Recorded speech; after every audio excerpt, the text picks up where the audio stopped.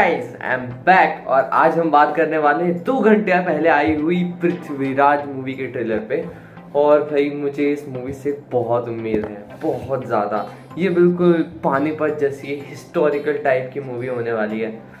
इसकी release date है 3 जून। वैसे तो मैं इसे स्पॉइल करना नहीं चाहता, पर सुन लो, आप गूगल पे सर्च करोगे पूरी स्टोरी मिल जाएगी आपको। यूट्यूब पे बहुत सारे वीडियोस मिल जाएंगे पहले से। तो इसमें कोई ऐसी बात नहीं है कि आपको मूवी की स्टोरी पता नहीं होनी चाहिए, स्पॉइलर वाली कोई बात नहीं है इसमें। तो आप देखोगे और मूवी एंजॉय करने वाले हो, क्योंकि ये किसी आदमी की हिम्मत की स्टोरी है। तो हम बात करना शुरू करते हैं इस मूवी के बारे में। तो पृथ्वी चौहान जो मूवी है, इसके जो मेन एक्टर है हमारे पृथ्वीराज चौहान, वो है अक्षय कुमार। ओके, तो अक्षय कुमार मतलब इस रोल में बहुत अच्छे लग रहे थे ट्रेलर में। तो मुझे लग रहा है कि हाँ, ये मूवी बहुत सक्सेसफुल जाने वाली है। कई सीन ऐसे आए कि भैया गूज़बम्स आ रहे थे कि यस, हीरो आगे अब सब हो जाएगा, वैसी फीलिंग आ रही थी।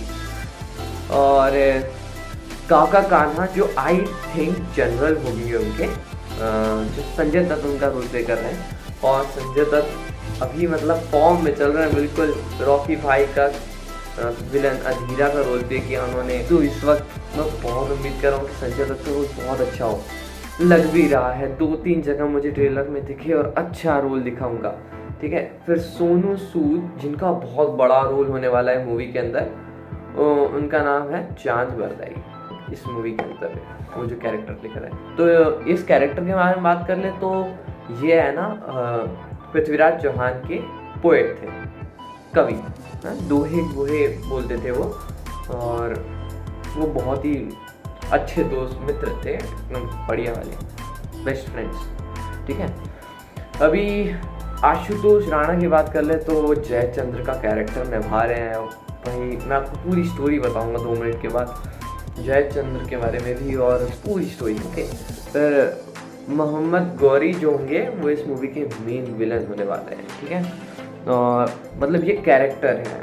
ठीक है, फिर इसमें आई डोंट थिंक, पर मैंने जितना रिसर्च करा, कुतुबुद्दीन ऐबक नाम का एक कैरेक्टर होना चाहिए मूवी के अंदर, तो मूवी एक लाइफ लेसन दे सकेगी हमें। ठीक है, तो अब हम मूवी की स्टोरी के बारे में बात कर लेते हैं। उससे पहले हाँ, बजट जो है ना इस फिल्म का बहुत अच्छा बजट है। तो मतलब दिल खोल के पैसा दिया है इस मूवी के अंदर। 300 करोड़ के अंदर मूवी बनी है, मज़ा आ जाएगा देख के। बस एंटरटेनमेंट मिल जाए और ये मूवी दिमाग में छप जाए। यार हमारा पास्ट है, हमें पता होना चाहिए। ओके, एक टाइप से उस तरीके से देखा जाएगा। तो बात कर लेते हैं। तो सबसे पहले बात करते हैं पृथ्वीराज चौहान से। तो पृथ्वीराज चौहान और जयचंद्र, जिनका character Ashutosh Rana sir play करने वाले हैं, वो बहुत अच्छे दोस्त हैं। और कोई मोहम्मद गौरी है बाहर अफगानिस्तान से, वो अटैक करना चाहते हैं इंडिया के ऊपर। ओके, पृथ्वीराज चौहान और जयचंद्र के ऊपर वो टेक ओवर करना चाहते हैं उनका किंगडम। ओके, तो इसलिए वो अटैक करते हैं। तो ऐसे 3 युद्ध हुए थे, 1191, 1192 और 1194 में, ऐसे 3 युद्ध हुए थे। तो उनके बारे में हम धीरे धीरे बात करते चलेंगे इस वीडियो में फटाफट। तो ये बहुत अच्छे दोस्त थे। और इसके बाद तो उनके बीच में है ना, इन तीनों के बीच में एक वॉर हुई, तराइन की वॉर। ओके, 1191 में। इसके अंदर पृथ्वीराज चौहान और जयचंद्र एक साथ थे। तो उन्होंने मिलकर गौरी को हरा दिया। ये फर्स्ट वॉर में हुआ। ठीक है, गौरी हार गया और ये दोनों जीत गए। अब सेकेंड वॉर की बात कर लें जो 1192 में हुई, उसकी थोड़ी सी अलग स्टोरी हो जाएगी। क्योंकि क्या हुआ कि जयचंद्र की जो बेटी थी, इनका नाम था संयोगिता, उनका रोल मनुषी चिल्लर प्ले कर रही है। ये उनकी फर्स्ट मूवी होने वाली, एक डेब्यू मूवी होगी इनकी। वो भाई बहुत सक्सेसफुल होने वाली है, मैं बता सकता हूँ, फीलिंग आ रही है यहाँ से मेरे को। ठीक है, तो संयोगिता और पृथ्वीराज चौहान के बीच में कुछ रहता है। ठीक है, सच्चा प्यार, ट्रू लव, ये रहता है उनके बीच में। तो अब जयचंद्र को पता चलता है, उसे लगता है कि उसके साथ धोखा हुआ है, उसके फ्रेंड का नाटक करके उसने बेटी के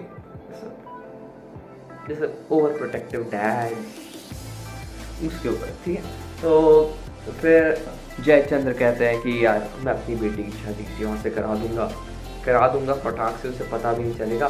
तो एक विवाह टाइप का रखते हैं जिसमें ऐसा होता है कि स्वयं विवाह कुछ तो नाम रहता है। तो ऐसे लाइन में सबको बैठाते हैं, ऐसे 2 लाइन में राजा लोग बैठते हैं और वहाँ पे एक चादर के पीछे रानी बैठते हैं और वो डिसाइड करते हैं उन्हें किससे शादी करनी है, ठीक है। तो वो वहाँ पे सबको मना कर देती है संयोगिता, और पत्र भेज देती है। उस समय पत्र चलते थे, फ़ोन नहीं थे, और वो भेज देती है पृथ्वीराज सर के पास।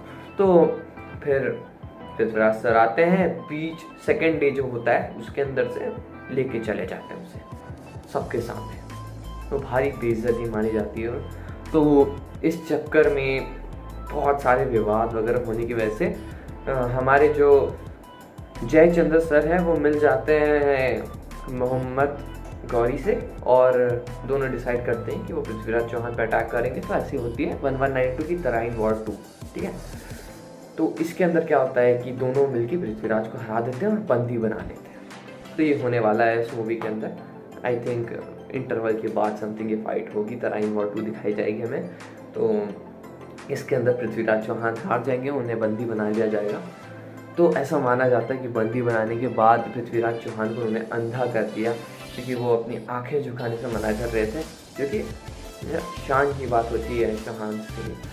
तो ये बहुत ही अच्छा अगर देखने को मिला तो बहुत डिफरेंट और बहुत ही अच्छा होने वाला है। वैसे मुझे लगता नहीं है कि देखने को मिलेगा, क्योंकि ये जो फाइट सीन दिखाई है अक्षय कुमार की लायन के साथ ट्रेलर के आखिरी में, उससे लग रहा था कि अंधे नहीं होंगे वो, दाढ़ी वाड़ी आ गई है, मतलब बहुत टाइम से हैं वो उसके जे पकड़ में उनकी, बहुत टाइम से जेल में।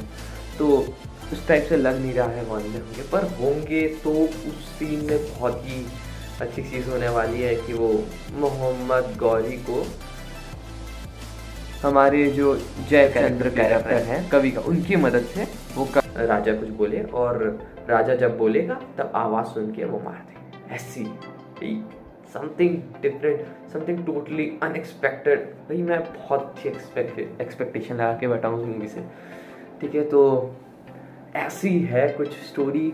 फिर तो इससे लाइफ लेसन कैसा मिलता है कि देखो, जब ऐसा होता है ना कि जब पृथ्वीराज चौहान भी पकड़ा जाता है, तब जो हमारे जयचंद्र रहते हैं उन्हें भी गौरी ख़त्म कर देता है कि जब तुम अपने दामाद के साथ नहीं हो पाए, हमारे साथ क्या होगे तो तुमको काट देंगे। तो उसे काट देता है। तो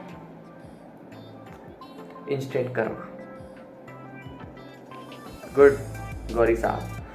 पर गौरी साहब के साथ भी वैसा हो जाता अगर गौरी साहब थोड़े से स्मार्ट नहीं होते। तो गौरी साहब की जो बेटी रहती ना, वो उनके नौकर का कुछ तो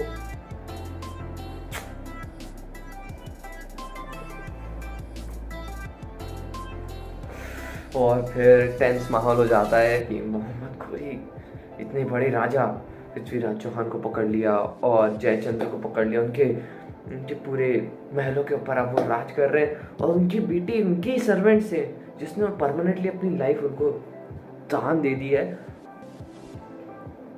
उससे प्यार कर बैठी। तो वो परेशान हो गए, पर उन्होंने सीख ले ली थी जयचंद्र से कि ऐसा करने से क्या होता है। तो उन्होंने अपने सर्वेंट से अपनी बेटी की शादी करा दी। पर वो सर्वेंट था, उसके पास ना ही कोई घर था नहीं पैसा, वो हमेशा अपने मालिक के चरणों में रहता, उसके पास कुछ नहीं था। तो उस बेटी बोलती पापा पापा मदद करो ना पापा, ऐसे करके। तो बाल भी गलती पापा की परी थी, तो पापा ने मदद कर दी। अब दामाद जी को उन्होंने दे दिए पृथ्वीराज चौहान जयचंद्र के महल की, तुम रख लो, हमको नहीं चाहिए, हम तो कब्जा करने गए थे, बस तुम रख लो, ऐसे करके दे देते हैं। उसके बाद ही ये सीन होता है कि जो लायन वाली फाइट वाला सीन है वो उसी के अंदर होने वाला है। या ऐसा भी हो सकता है कि जो ओरिजिन स्टोरी दिखाई जाती है पृथ्वीराज चौहान की, उसके अंदर दिखाया जाता है कि उन्होंने लायंस को हराया था, उसके बाद उन्हें उनका राज्य अभिषेक हुआ था उनकी वीरता को देखते हुए। तो इस टाइप से भी हो सकता है, कुछ भी हो सकता है, वो सीन का कुछ कह नहीं सकते हम। बस इतना ज़रूर होगा कि मोहम्मद गौरी तीर से मरेगा आखिरी में, ठीक है। अब ये कोई स्पॉइलर वाली बात नहीं है, देखो ये प्रॉपर मूवी होने वाली जो आपको अच्छी फील देगी। आपको गर्व होना चाहिए कि आप जिस देश में रह रहे हो उसकी आपको सब मालूम होना चाहिए, हिस्ट्री वगैरह कि किन किन चीज़ों से गुजरा है हमारा देश। हम एग्जाम्पल्स हमारे सामने होने चाहिए वीरता के। तो बस इसी चीज़ के ऊपर है। ज़्यादा हिंदी निकल गई है तो माफ़ कर देना, मिलते हैं अगले वीडियो में। हाँ, एक और बात, अवतार का टीजर रिलीज हो गया था, किसी के पास हो तो मुझे लिंक भेज देना, तुम, मैं देख लूँगा, कमेंट में बता देना, ठीक है। और सब्सक्राइब कर दो, बेल आइकन दबा दो, जो दिख रहा मतलब सब कर दो, अच्छी चीज़ें, ठीक है। मिलते हैं अगली वीडियो में, बाय बाय।